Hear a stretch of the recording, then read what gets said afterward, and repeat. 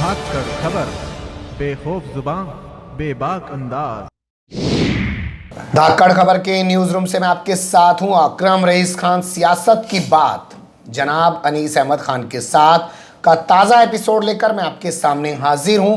बात करेंगे इस एपिसोड में कि मुसलमान और भारत में उनकी भूमिका के बारे में, और तमाम वो पहलू आपके सामने रखेंगे जो 70 साल में आपको एहसास होगा कि मुसलमानों की भारत के अंदर क्या भूमिका रही है। हालांकि आज जो भारत के अंदर नफरत का माहौल चला है पिछले 5 साल से, 56 इंच का सीना रखने वालों की सरकार 56वें महीने में दाखिल हो चुकी है और 56 ही महीने हो चुके हैं नफरत को, हर तरफ एक नफरत का बाजार गर्म है, एक डर का माहौल बनाया जा रहा है। और उसके अंदर एक चेहरा, एक हुलिया जो टोपी, दाढ़ी, कुर्ता पाजामा और बुर्का था, उसको ऐसा नफरत रुमा इन्होंने हुलिया बना के रख दिया है कि लड़ाने के चक्कर में, अपनी राजनीति के चक्कर में वो लड़ाई ये जारी रखना चाहते हैं। हम लोग आपके सामने कुछ आज एक तस्वीर रखेंगे। पिछली खबर में हम लोगों ने बात की थी कि मुसलमानों का बदलता हुआ पैटर्न। आज हम बात करेंगे मुसलमानों की क्या भूमिका रही है और कहाँ कहाँ पे क्या भूमिका रही है, उसके बारे में बताएंगे सर जी। देखिए, अजीब सी एक बात है कि मुसलमानों को सेकंड ग्रेड सिटीजन माना जाता है और ये प्रिडिक्ट किया गया पिछले 4-5 साल में तो काफ़ी ज़्यादा, और 1925 से संघ की भी ये कोशिश रही थी कि मुसलमानों ने देश, संघ की भी नहीं, संघ की ही, हाँ, ये कोशिश, संघ के साथ और भी पाए, हाँ, और भी लोग थे कि मुसलमानों की कोई भूमिका देश में रही नहीं। उन्होंने पाकिस्तान लिया और चले गए। लेकिन यहाँ हम ये बताएंगे कि आज़ादी के बाद मुसलमान, जिसको वो कहते हैं कि पिछड़ा है, अनपढ़ है, घेटोज में रहता है, गंदी बस्तियों में, मलिन बस्तियों में रहता है और एजुकेशन नहीं है उनके पास, हम उस 14.2% जो पॉपुलेशन है मुसलमानों का, उसका जिक्र करेंगे। पहली बात तो मैं ये मिथ तोड़ना चाहता हूँ कि आज़ादी 2051 में जो 1951 में जो सेंसस हुआ था, उससे अब तक सिर्फ 2% मुसलमानों की आबादी बढ़ी है। ये मैं नहीं कह रहा हूँ, ये सच्चर कमेटी की रिपोर्ट कह रही है। देखिए, बहुत बड़ी बात कह रहे हैं कि 1951 में जो सेंसेक्स था उसके हिसाब से 12% मुसलमान थे, आज 14%, 2 मुसलमान हुए हैं, 2% बढ़े हैं। हाँ, लेकिन उन्हें आप सेकंड ग्रेड सिटीजन, आतंकवादी, जबकि 80% तलाक देने वाले, औरतों पे जुल्म करने वाले, जबकि 80% जो पकड़े जाते हैं कथित तौर पर, एलिजली कि ये आतंकवादी है, कोर्ट छोड़ती है। 80% मुसलमान आज तक बाइज्जत बरी बरी हुए हैं जी। अब उनकी जिंदगी कैसी है वो एक अलग मसला, वो कभी हम फिर बाद में करेंगे। लेकिन आप देखिए कि ये अनपढ़ मुसलमान जो कहा जाता है, जो 56, जो आपने कहा ना 56 इंची सीने वाले अंधभक्त, और पूरी एक RSS बीजेपी की जो लॉबी है जो कह रही है, तो देश में अगर आप देखें तो 12 राष्ट्रपति हुए हैं। 12 राष्ट्रपति हुए मुसलमान। कितनी बड़ी पोस्ट है, 12 राष्ट्रपति, 12 राष्ट्रपति हुए हैं कुल मिला के, उनमें 3 मुसलमान हैं। 12 में से 3 यानी कि 25% मुसलमान है। आप उनके नाम देख लीजिए, जाकिर हुसैन साहब, फखरुद्दीन अली साहब, हमारे अब्दुल कलाम साहब, जी जी जी जी, 3 मुसलमान आपके सामने हैं। कोई ऐसे नहीं कि हम बहुत पुरानी बात कर रहे हैं कि औरंगजेब के जमाने में ऐसी हुई थी। अच्छा, ये हिंदुस्तान की टॉप पोस्ट है। अब बताइए, जहां से ये लोग निकले हों, और बहुत बड़े बड़े अपनी फील्ड के आदमी थे। जाकिर हुसैन साहब जामिया यूनिवर्सिटी बनाई है, एजुकेशनिस्ट। फखरुद्दीन अली अहमद असम से आए थे, बहुत बड़े एजुकेशनिस्ट वो भी थे। अब्दुल कलाम साहब का तो दुनिया में कोई शान ही नहीं, मिसाइल में आपके हिंदुस्तान को सबसे बड़ी ताकत दी।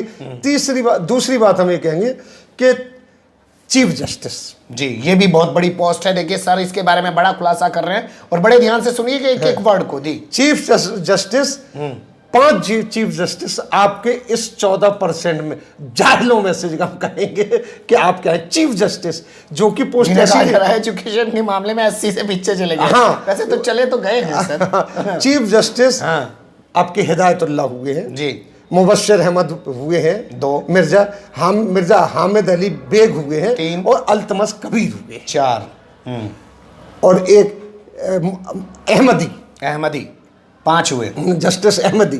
5 आपके चीफ जस्टिस की पोस्ट पे रहे मुसलमान। यानी मतलब जो कानून पढ़े लिखे ही माने जाए, वो कानून देखते थे और जो आपको न्याय देते थे। और इनका अगर आप ट्रैक रिकॉर्ड देखिए, बहुत साफ सुथरा ट्रैक रिकॉर्ड है। इसके बाद हाँ। अगर हम चलें, सेना में क्या भूमिका रही मुसलमानों की? सेना के भाई देखिए, इसके पहले मैं आपको बताऊंगा अभी एडमिनिस्ट्रेशन दो अच्छा, चुनाव एडमिनिस्ट्रेशन आयोग में चल रहे हो।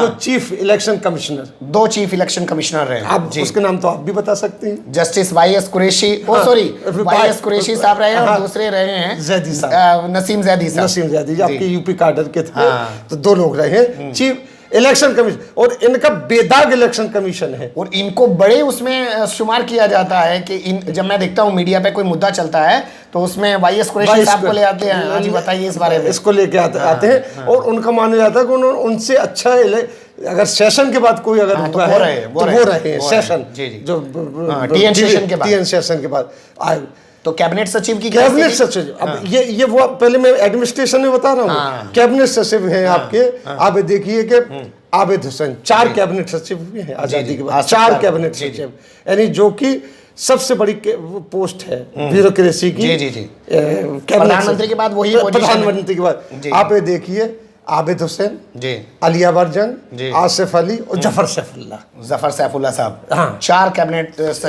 सचिव आपने दिए हैं।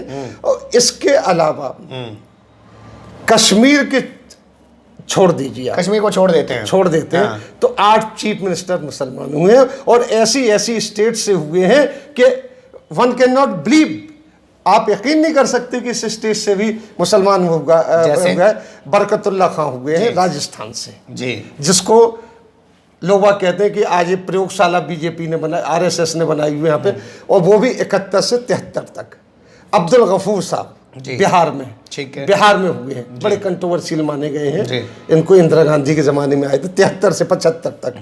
सीएम मोहम्मद कोया केरल में, जहाँ लेफ्टिस्ट मानी जाती है कि कम्युनिस्ट वहाँ धर्म नहीं है, लेकिन मुसलमान कोया साहब मुस्लिम लीग के थे, और वो चीफ मिनिस्टर हुए हैं 79 में। अनवर तैमूर कहाँ से? असम से। अच्छा, सोच सकता है। और लेडी वो वहाँ से चीफ मिनिस्टर हुई। मुसलमानों की बात बता रहा हूँ। में हुई है सर ये अनवर तैमूर हुई असम में 80 से 81 तक। ठीक है। E.R. अंतुले सब लोग जानते हैं, अब्दुल रहमान अंतुले महाराष्ट्र के थे, कांग्रेस के बड़े जय्यद लीडर थे। वो महाराष्ट्र के चीफ मिनिस्टर है 80 से 82 तक। ठीक है।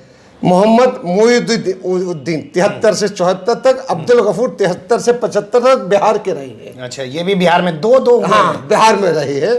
और इसके बाद MHO फारूक जो मिनिस्टर भी हुए, 3 बार पुडुचेरी जो आज कहलाता है, 3 बार सीएम रहे हैं, 3 बार सीएम रहे हैं। अब ये बताइए कि ये जो ट्रैक रिकॉर्ड मुसलमान का है, और आप ये कहते 14% है, देशद्रोही हैं, आतंकवाद इनमें पलता है, तो ये आतंकवाद की कोख से चीफ जस्टिस जन्म ले सकता है। ठीक है, पॉलिटिशियन को तो हम कहेंगे ठीक है साहब, पॉलिटिशियन कुछ भी कर सकता है, बीजेपी भी होता है, कांग्रेस होता है, ये होता है, लेकिन chief justice, administration, cabinet secretary, जी, राष्ट्रपति तक, कैबिनेट, राष्ट्रपति, चीफ जस्टिस, कैबिनेट सेक्रेटरी, और इसके अलावा इलेक्शन, जब सबसे कंट्रोवर्शियल इलेक्शन लड़ाने वाले 2 चीफ जो हुए हैं वो मुसलमान हैं। जी।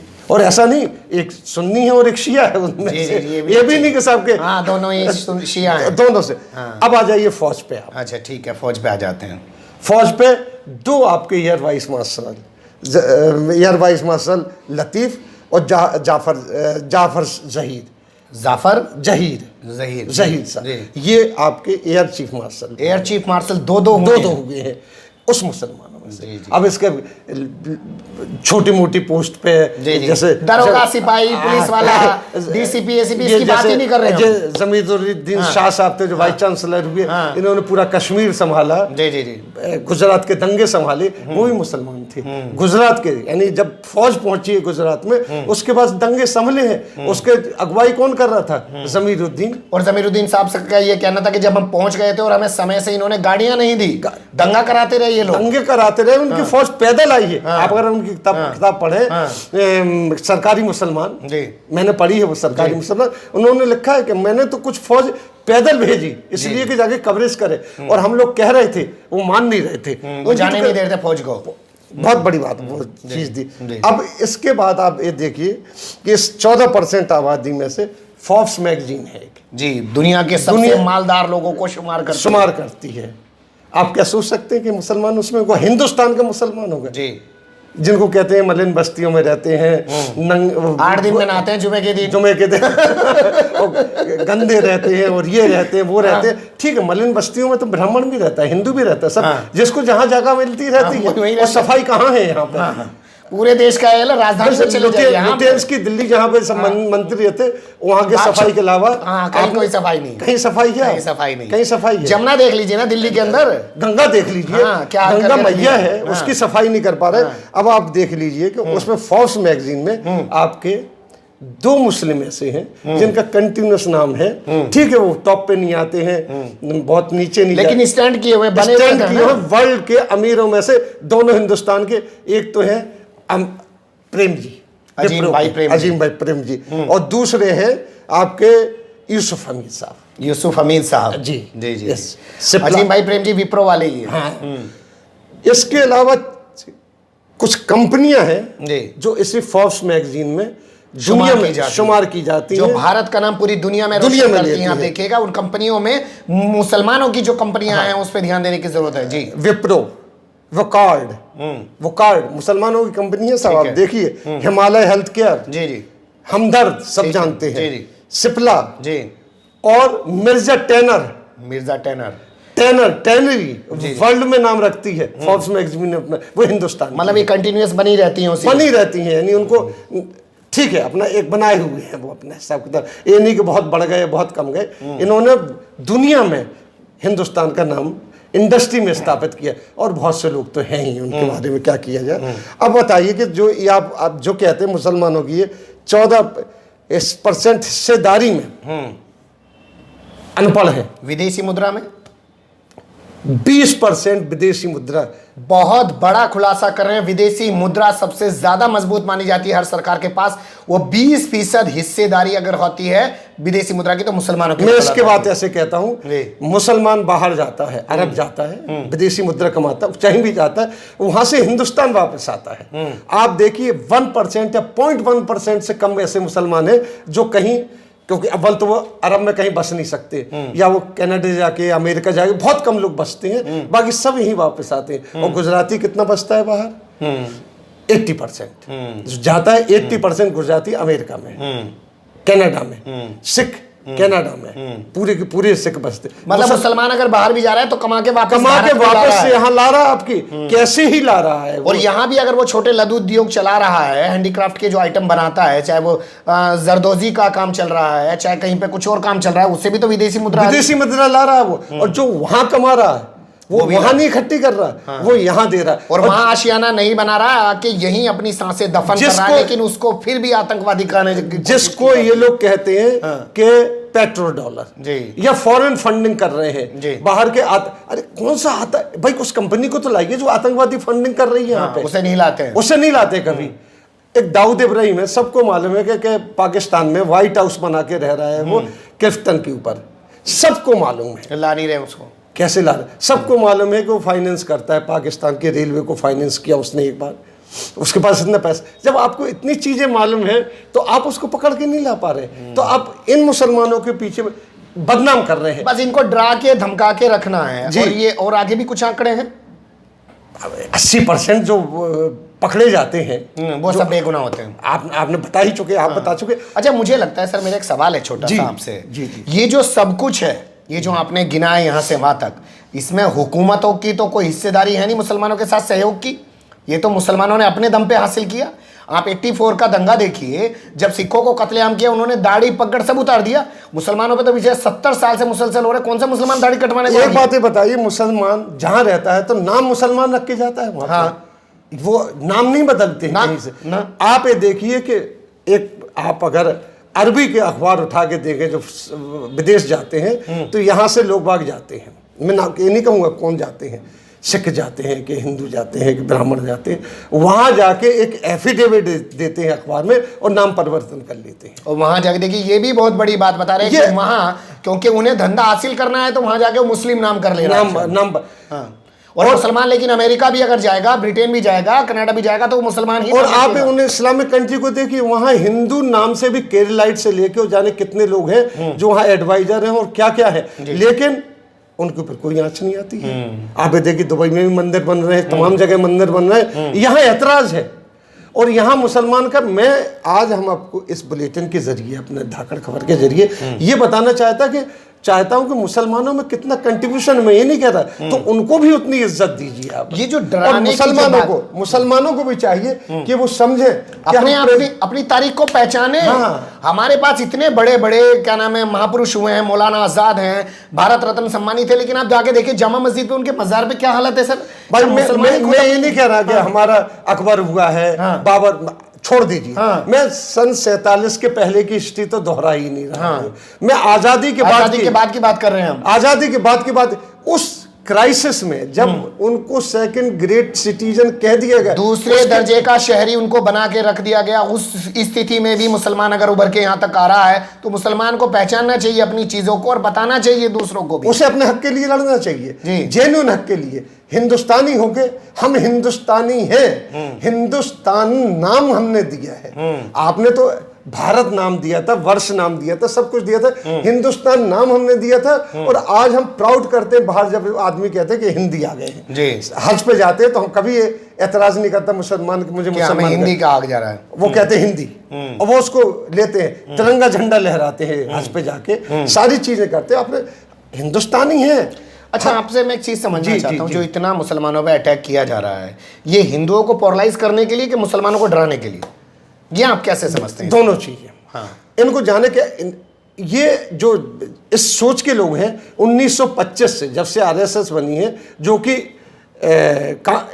उन्होंने अंग्रेजों ने बनाई थी। आप अगर अंग्रेजों की हिस्ट्री उठा के देखें, जब वो आए तो उनको सबसे पहले खतरा, उन्होंने सत्ता मुसलमानों से ली है।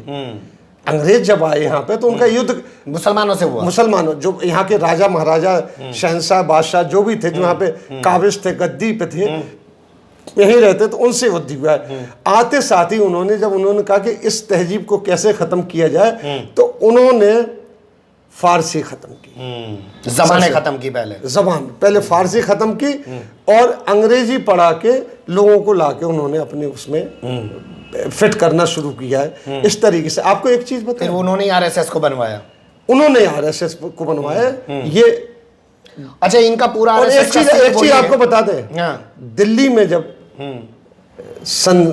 जो 1857 की लड़ाई हुई, पहली आज़ादी, जिसको ये लोग गदर कहते हैं या मटनी कहते हैं, यानी मतलब बगावत कहते हैं, हम उसको कहते हैं आज़ादी की लड़ाई, जिसमें बहादुर शाह सफर ने अगुवाई की।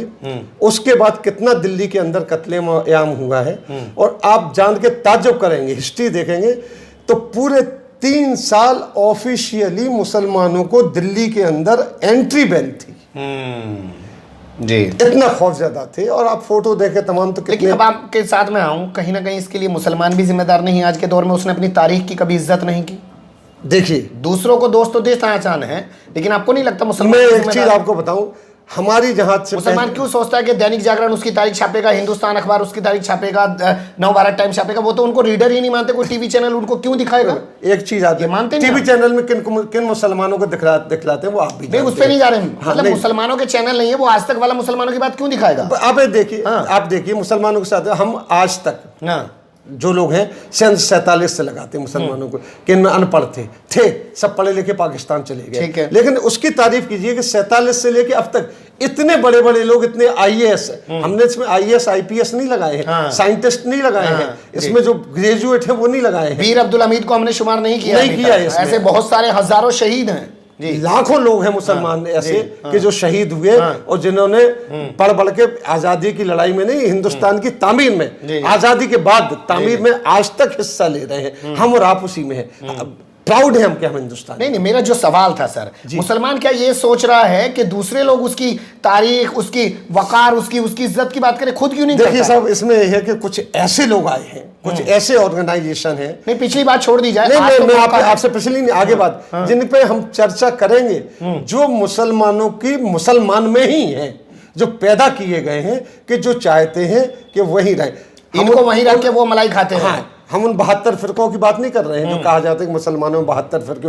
हम उन पॉलिटिकल पार्टीज और पॉलिटिकल इदारे और जो कि सेमी पॉलिटिकल और सेमी रिलीजियस इदारे हैं उनकी बात कर रहे हैं, वो नहीं चाहते हैं। वो नहीं और चाहते। जिस तरीके से 3 तलाक, अब देखिए छोटी सी पूरा बात हंगामा है, मचा है। आखिर में कहना चाहूंगा, जिस तरीके से 3 तलाक का मसला उठा के मुसलमानों को इकट्ठा किया एक गया, बार पहले आतंकवादी बता दिया, अब कह रहे कि ये अपनी पत्नियों पर जुल्म करते हैं। हैं, ये आपके ही अंदर से आई और है आपने बात। सेंसेक्स की बात कही, ये आपके अंदर से आई, ये भी बहुत बड़ी बात कही, उन्हें क्या पता था। ठीक है, आप ही के अंदर से निकल के आए। कुछ होंगे दलाल टाइप के, चाटुकाट टाइप के लोग जो मुसलमानों के जज्बातों को, मुसलमानों के मसाइल्स को बेचकर अपनी दाल रोटी सीधी करते हैं, खुद करोड़ों अरबोपति बन जाते हैं और मुसलमानों को उन्हीं के हालात पे छोड़ देते हैं। लेकिन ज़रूरत है मुसलमानों को आज खुद अपनी बात करने की और दूसरों को अपनी बात बताने की। छोटी सी कोशिश थी, सन 47 के बाद की बात की है, पहली बात नहीं की है। आप लोग गौर से देखिए, सुनिए और जवाब दीजिए। नहीं, मैं एक बात आपकी काट के कहूं, हम लोग अपने इस प्रोग्राम के तहत सिर्फ मुसलमान ही नहीं, हर उस दबे कुचले समाज की बात करेंगे जिनको दबाया जा रहा है, डेलिबरेटली वो जानते हैं, धाकड़ खबर का अंदाज वो लोग जानते हैं, और धाकड़ खबर हर समाज की बात कर रहा है। जब एक ब्राह्मण माँ 70 किलोमीटर का 90 किलोमीटर का सफर तय करके धाकड़ खबर के ऑफिस पहुंचती है और कहती है कि एससी समाज के लोगों से उसको डर है, हम वो भी दिखाते हैं। और जब एससी समाज का एक दादा और उसका पोता गायब हो जाता है तो हम वो भी दिखाते हैं। हम किसी की वो नहीं करते, लेकिन निष्पक्ष पत्रकारिता करते हैं। कैसी लगी आपको हमारी ये छोटी सी कोशिश? कमेंट्स के रूप में आप लोग अपनी राय दे सकते हैं। खबर को लाइक कर सकते हैं, चैनल को सब्सक्राइब कर सकते हैं और ज़्यादा से ज़्यादा